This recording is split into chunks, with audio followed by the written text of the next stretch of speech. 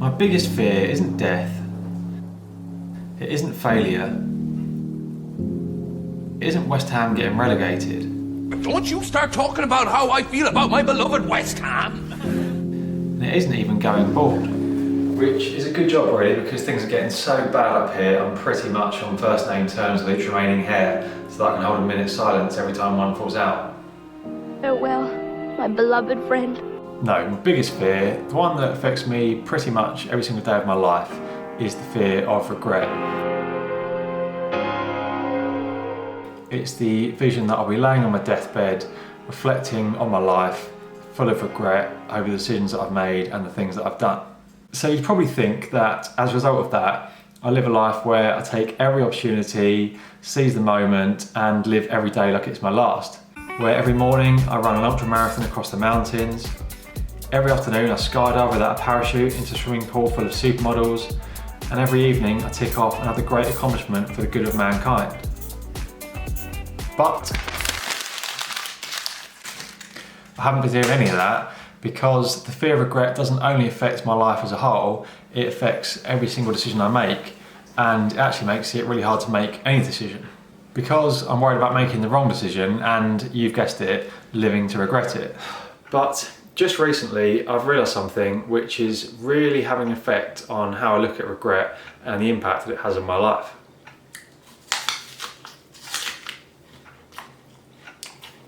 I think this is about making a decision and not dwelling or pondering on what if, because what ifs cripple people.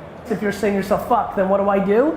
You're never gonna know the alternative. That's Gary Vaynerchuk, more commonly known as Gary V. If you've never heard of him, he's this fast-talking millionaire business guy turned sort of media bloke, whose whole ethos is about getting up at 3 AM and hustling on your startup business so that you can smash the competition, make millions, and make everyone around you look like a loser in comparison. At least that's what I'd always thought, and it never really resonated with me. But either he's changed what he's about since I first became aware of him, or more likely, I was wrong all along. Sorry, Gary.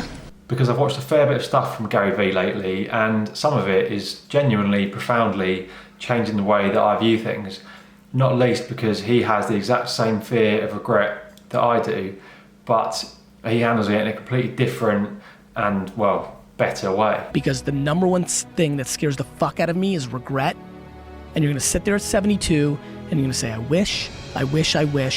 Because when you see regret in a man's eyes, it's fucking painful. Because you can't do shit about it. When you're 90 and you're not mobile and you're tired and it's over, you can't do it. You can't do it. You can't build that company you wanted. You can't spend that time with your kid. It's regret. Yeah. And it fucking drives the shit out of me. Whereas my fear of regret causes indecision and inaction, for him it does the complete opposite. You're gonna figure it out by tasting it. Should I eat this cherry? Will I like it? The right strategy is to fucking eat the cherry. You can't overthink it up front. Right. Like you just can't. Obviously, it's a very old... Oh, Simba's having a quick walk around. Where you going, bud? Simmy!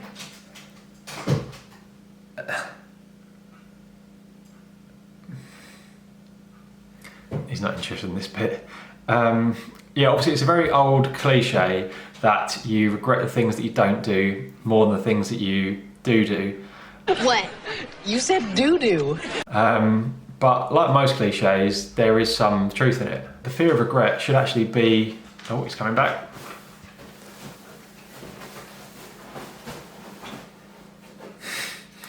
The fear of regret should actually be empowering, not crippling. Do what you need to do to live a life without regret, safe in the knowledge that you're never going to know what would have happened if you'd made different decisions anyway. I passed on Uber as an investor twice in the beginning.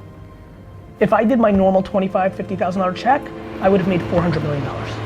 Which means I might have went to China for a keynote 2 years ago, which means I could have got hit by a fucking bus. I really believe in that shit. You just don't know. You think you know, but that is not how life works. Now that example might seem a bit depressing, you know, even if a good thing would have happened, you might have just ended up being hit by a bus. When I was in Mayor of London, we built I make buses.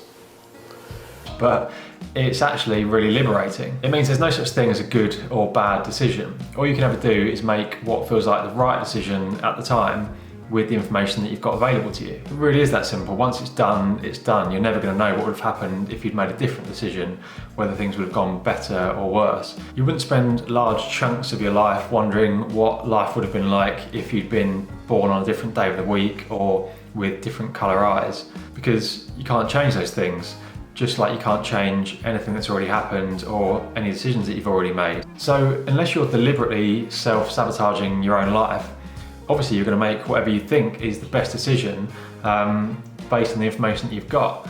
So whatever happens from there, you're kind of off the hook. You did the best you could, that's it. It really is that simple. Move on to the next situation or decision, repeat the process. The only wrong decision is to not make any decision at all and basically have that power taken away from you. The problem is 98% of people are sitting on 50-50 their whole fucking life, which means they're 0-0. So I'll give you an example.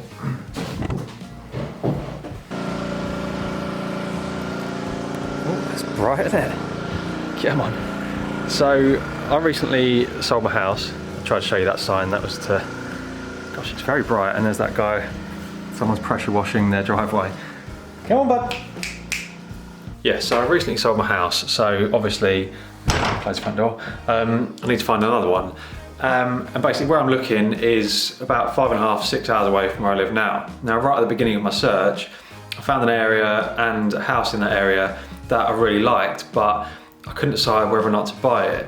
I kind of felt like, oh, it's a bit too soon in my search. I haven't had a chance to look at other areas and other properties yet. And before I'd had a chance to make a decision, I was kind of umming and ahhing. Somebody else had bought the house. And when that happens, you just immediately regret it. I regret not buying the house, and I still do. I haven't found anything else like suitable since. That's obviously what you don't want. And I know not every decision is black and white, sort of 50-50. But even with that, so if I decided, okay, it is too soon, I haven't had a chance to check out the other areas yet, so I'm going to give myself a week or however long I needed to go and visit these other areas, view some more properties, and decided that if at the end of that I hadn't found anything else, then I was going to buy this house, knowing that if somebody else bought it in the meantime, then that's just the way it is, that's still the right decision. That would have been okay, but it's just the fact that, yeah, I was kind of umming and ahhing. 1 minute I was thinking, oh, I'm going to do it. Then I was thinking, oh no, I should wait. I just never did anything decisive. And then, yeah, as soon as I saw it was sold, I was like, oh, full of regret. So I'm going to try and use that as a sort of line in the sand and basically not let that happen to me ever again. Okay, so if the only wrong decision is no decision, then how do we actually make decisions and choose between one thing and another? I think the first step should always be to trust your gut feeling. Now, I know that sounds a bit hippie and woo-woo. We can't all just go around trusting our gut feelings, can we? But can't we? Well, let me ask you a question here, and I'm going to ask for a show of hands. How many of you had the following experience? That you had a powerful gut feeling about something, you didn't pay attention to it, and you were sorry afterwards? Please put your hand up if you have. Okay? I think the ayes have it. If I asked you the obverse question, as to how many people have had a powerful gut feeling, you ignored it, and you were glad about it afterwards, how many would not put your hand up? Well, I'm not sure. I'm seeing very few hands here.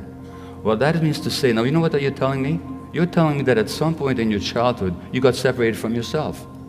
Because no infant is born without gut feelings. Infants are totally connected to their gut feelings. Have you ever met a 2-day-old who didn't know how to express their gut feelings? And that means that in this culture, something very powerful happens to alienate you from your true self because the world couldn't stand who you really were. And your parents were too stressed themselves to honor and recognize who you really were. Just like, as a parent, I did that to my kids without meaning to. And then we become alienated from ourselves, we shut down our gut feelings, and our gut feelings are not luxuries, you know. They tell us what is right and what is wrong. They tell us what is dangerous and what is friendly. They tell us what is safe and what is dangerous.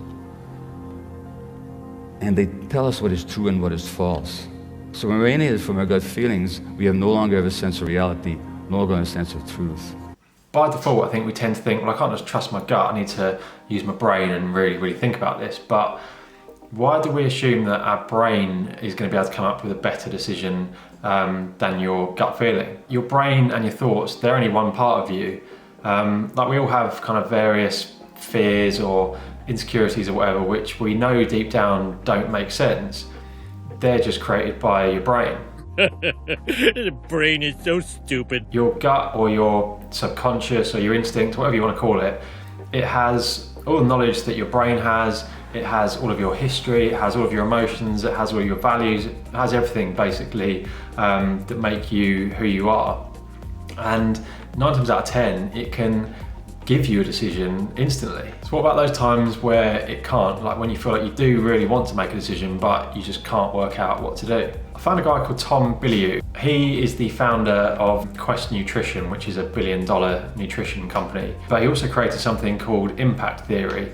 Now, I'm not going to go into all the detail of it right now, but one thing I took from it is basically a really simple process when you're trying to make a decision and you're not sure what to do.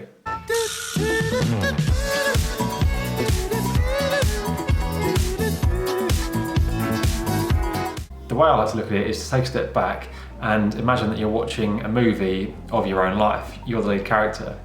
Just make decisions that you'd want that character to make. Then you just wait for the next scene.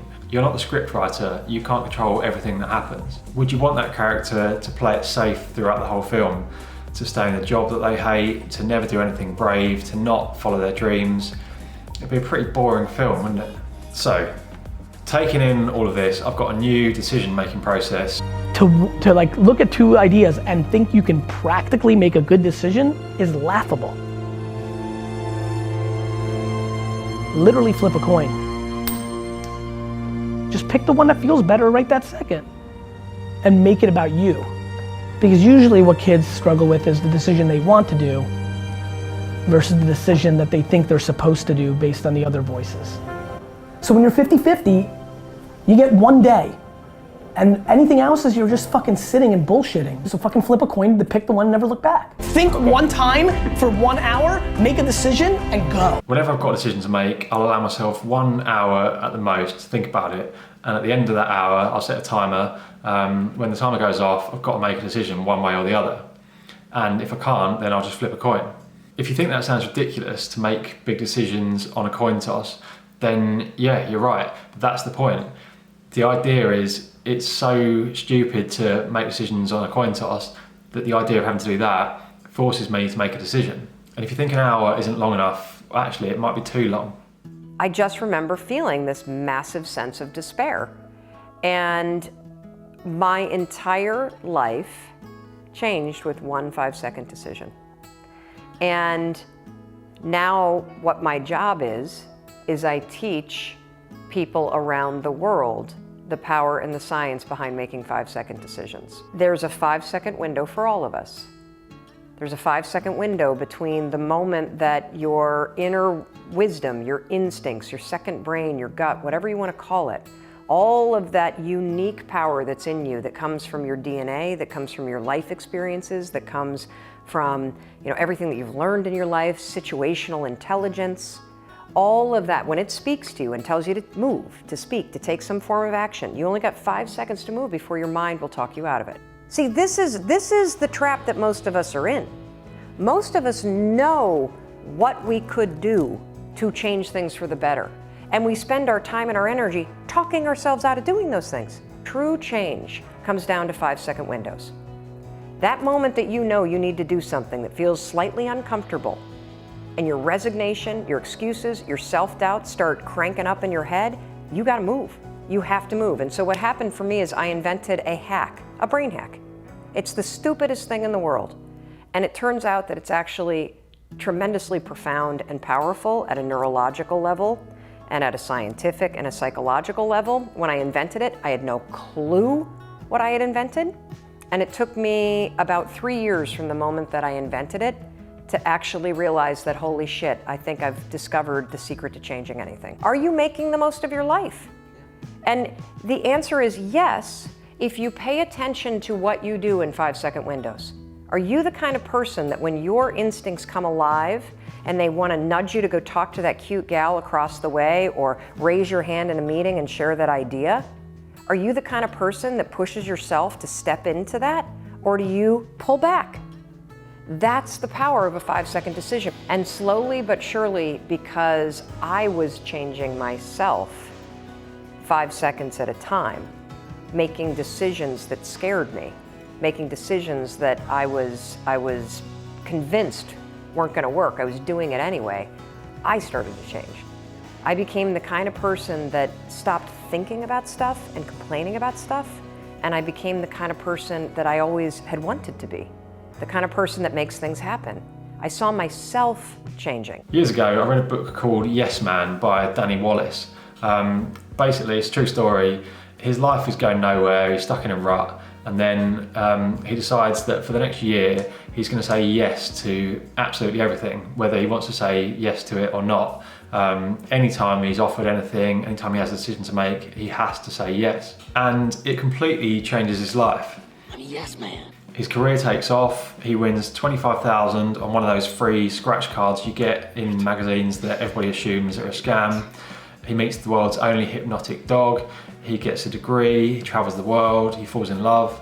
He also loses the 25 grand as a result of having to say yes to everything and ends up in some pretty dodgy situations. So I'm not saying that, you need to say yes to everything forevermore, but it's just another example that when you actually start making decisions, even if they're not great ones, stuff actually starts to change. Obviously, being able to make decisions doesn't guarantee that your life is going to work out perfectly, but if you empower yourself to make decisions and know that you can accept the outcome, whatever happens, then you've got nothing left to fear and you're far less likely to be laying on your deathbed full of regret. Okay, so maybe those clips kind of really struck you the way they did me. By the way, I'll put links down to like the full video for all of them down below so you can check those out if you like. Maybe they kind of hit you the way they did me, maybe they didn't, but either way, why am I making this video rather than just sort of finding a way to share them? Well, some of you have probably worked out that I'm making this video for myself as one thing, so that if I find myself kind of falling back into that pattern of indecision, which I've had for 36 years, then I'll be able to re-watch this video and remind myself why I don't want that to happen. But the reason that I'm sharing this video publicly and not just keeping it for myself to watch at a later date is if you're anything like me, then you'll watch videos from not just Gary Vee, but all sorts of people like him, and you find it kind of really motivational and you'll feel quite pumped up to sort of act upon it and make a change. But quite soon after that, the sort of fear of just everyday normal life returns. I find myself thinking that, that kind of bravery and being able to take risks is all well and good when you're already rich and successful, but it's not quite the same when you're just like a normal person. Like in that Uber example, Gary Vee says he'd have made, $400 million, which obviously, that's a bit of a drag that he didn't make $400 million, but he's still worth like over $100 million. Ooh, that's a lot of money. And he says that if he'd made his standard investment of $25,000 or $50,000, as in that's the amount that he'll invest in stuff which, maybe will take off, but is kind of a long shot, because that's the amount that he can just afford to lose without even thinking about it. Well, I haven't even got 25 grand in the bank. So I know I'm not as influential or able to give advice as someone who is like more successful and seems to have a lot more of life figured out. But I guess my hope is that, if you're like me and you're not someone who's, got $100 million and really successful, then you might kind of identify with sort of my experiences and struggles and fears more than you can someone like that who, quite often it feels like they're just living a completely different life to most of us. So let me tell you about the biggest decision that I've made since I've started looking at my life and my fear of regret in this different way. So I'm a freelance writer. I write for magazines and websites, sometimes for companies and brands. I love writing, and I think it's one of the few things that I am actually really good at. And I'm really pleased that I've been able to pay the bills for the last 10 years or so doing it. And this year I've been busier than ever. I think there's probably been less than 10 days since the start of the year where I haven't been working, and I mean like including weekends in that. But a lot of the contracts and the work that's been keeping me so busy, they're just sort of kind of coming to an end at the moment. One of the magazines that I've been doing a lot of work for over the last few years has just closed. So yeah, the short story basically is, it's not, my financial situation is not as kind of secure as it might have been. And then recently an opportunity came up where I could have probably turned one of those freelance jobs into a full-time job. Now, part of me obviously thought I should do it. It would have offered me a lot of financial security. I mean, I say a lot, it wouldn't have made me rich or anything, but it would have offered me some financial security at a time when obviously, you know, the job market and the economy is probably the most uncertain it's ever been in my lifetime. But I knew straight away in my gut that it would be the wrong decision to do it, because the work just isn't fulfilling, it doesn't feel worthwhile to me. I don't mind doing a bit of it here and there to pay the bills, but the thought of spending my whole life doing it, I know if I did that, I would look back full of regret. So I didn't. Basically, I'm taking a chance that I will be able to get by doing stuff that does feel worthwhile and fulfilling. Now, how that pans out, only time will tell, but even if it doesn't go great and I end up living under a bridge, it won't ever be a bad decision, because it was the best decision that I could have made at the time with the information that I had available to me. I don't want to hear you fucking complaining about it every day. And I mean that. Way too many of you dwell on your losses. It's holding you back. Too many people make a decision and then cry about their decision every fucking second. You made a fucking decision, own it, live it, sleep in that bed, shit's over. You lost. Move the fuck on. And it's not actually even a risk, because like I said, I knew that if I took that job, then I would live to regret it.